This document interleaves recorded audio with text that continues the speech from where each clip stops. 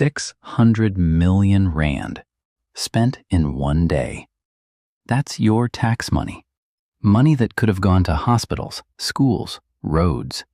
And instead, it went to a single police operation, defended after the fact by the very minister who approved it. If you've ever wondered where your money really goes when the government says safety first, this story is your answer. Subscribe now, because government spending stories like this get buried fast, and you deserve to know exactly how your money is being used before it disappears from the headlines. Acting Police Minister Firoz Cachalia finally addressed the elephant in the room: the more than 600 million rand spent policing the June 30th protests. His defense: the money came entirely from the existing SAPS budget, not new funding, and it covered reservists, overtime, and accommodation for officers deployed nationwide. Notice the framing, though. No new money was allocated isn't the same as this was cheap. It's a redirection of funds that could have addressed other urgent policing gaps, and he knows that distinction matters to a public already frustrated with service delivery. Cachalia's central argument is simple: spend big now or pay a far bigger price later. He repeatedly referenced July 21st, the 2021 unrest that left over 300 people dead and caused billions in economic damage, as the disaster this operation was designed to prevent. It's a powerful argument, but it's also a convenient one. Any amount of spending can be justified by pointing to a worse hypothetical that didn't happen. That's not proof the R600 million was spent efficiently. It's proof it was spent on something the government was scared of. Public funds, while crime continues to plague communities. Many argue these resources could have been better directed towards other present causes. Was this funding necessary to police for the June 30th demonstrations? Furthermore, can the minister provide a detailed breakdown of exactly how these funds were utilized? In the case of Ndodana Khanisi Chuma, how long is the extradition process expected to take? Additionally, is he still scheduled to appear before the court tomorrow? Also linked to the Chuma case, has SAPS established why Chuma traveled to South Africa instead of Zimbabwe, as initially anticipated by UK authorities? The police issues now. So thank you, Monica, for that question, but your Nigerian colleague has left. Unfortunately, I don't think she had the opportunity to hear your question. There have been a lot of questions about the cost of police action on June the 30th. It's very interesting. You know, I'm hearing the conversation that we had at the last press conference was about what needs to be done or not done to deal with what appeared to be a looming threat of a violent shutdown. And today the conversation, most of the questions have been about concerns about strengthening law enforcement, about concerns about the ongoing challenges we face with respect to law enforcement, dealing with vigilante activity and so forth, the activities of various groups that may be fanning the flames. Just an interesting switch in the conversation that I noticed. Law enforcement costs money. That was the point I was making to the country. Our first responsibility in the build-up to June the 30th was to make it very clear that we will not have a repeat of July 21, that we will mobilize the necessary resources on the country, across the country to keep the country safe. because we are all aware of the costs, financial, human, economic costs of a repeat of what happened, because we were not prepared for July the 21st.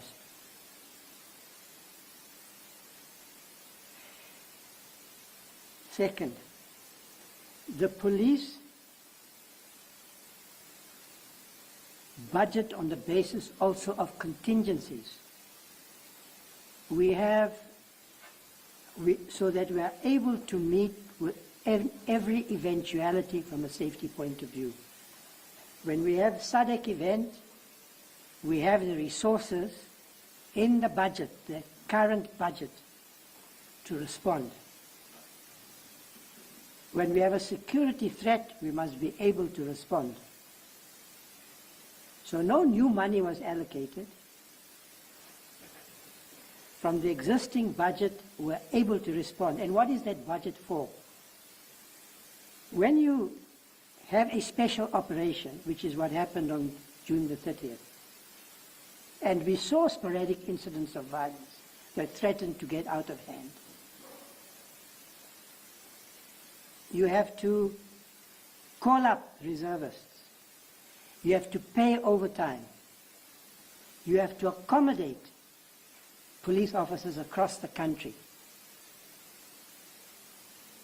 We don't have accommodation facilities across the country. We have to pay for that.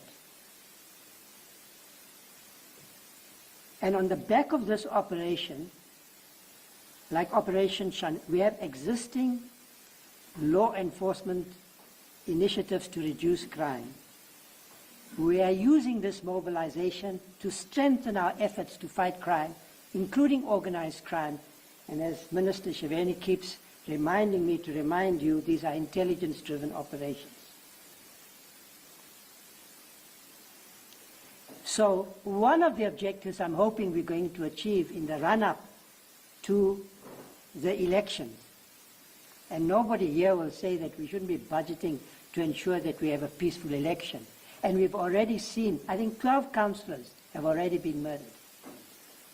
Must I, as a police minister, sit back and say, well, I'm not going to spend the resources that are required to ensure that those who are killing councillors are investigated, that they're brought to book, that our election isn't safe and secure. This last registration event, the head of the Independent Electoral Commission told me a few days ago that that the police operation that they saw was the best ever around the registration weekend, and we've got another one coming up. And in the next 6 months, we're not just thinking about June the 13th. In the next 6 months, we are going to keep the country safe as the tensions rise in the country, going to keep the country safe, and we are going to reduce crime by mobilizing the necessary resources. Minister Kubai indicated to you that one of the reasons why we had success on June the 30th was that we mobilized our communities, we mobilized our CPF structures, we mobilized our patrollers from communities who told me that they are going to make sure that they will not have a repeat of June the 21st. And I want to applaud the police for the responsibility with which they kept the country safe, and I want to applaud the marchers for observing the law, for acting with responsibility for the most part. I really appreciated that. That's the way we must do things in our country, including expressing our democratic freedoms. So the money was well spent on June the 30th. What conversation would we have been having had we had a repeat? Now, massive destruction of property, maximum destruction of lives, as we saw on June the 21st, we did not have a repeat. So I think it's time to recognize that the country did well on June the 30th, that our law enforcement agencies did exceptionally well. We had the support of the Army, we had the support of the intelligence agencies, and the South African police services demonstrated what they can achieve acting within the framework of our Constitution. That's my answer. Thank you. Here's where it gets strategic. Cachalia didn't stop at defending June 30th. He used it to justify continued heavy security spending heading into the 2026 local government elections, citing 12 murdered councillors as proof police can't afford to scale back. That's a significant pivot. What started as an explanation for one day's expenditure is now being used to pre-justify months of ongoing spending, with elections as the new blank check. Cachalia also credited community policing forums, community patrollers, SAPS, SANDF, and intelligence agencies for keeping the peace, and even claimed the IEC called the recent voter registration policing operation the best they'd ever seen. That's a lot of self-congratulation for an operation whose price tag is still the actual headline. Praise doesn't answer the question everyone's actually asking. Was 600 million rand the right number, or just the number nobody wants to publicly challenge? Cachalia says security spending will continue at this scale for the next 6 months as election tensions rise. Whether that gets real financial oversight or just more press briefings defending it after the fact is the thing to watch. The real question isn't whether June 30th needed policing. It's whether 600 million rand was the true cost of safety or the cost of a government trying to look prepared.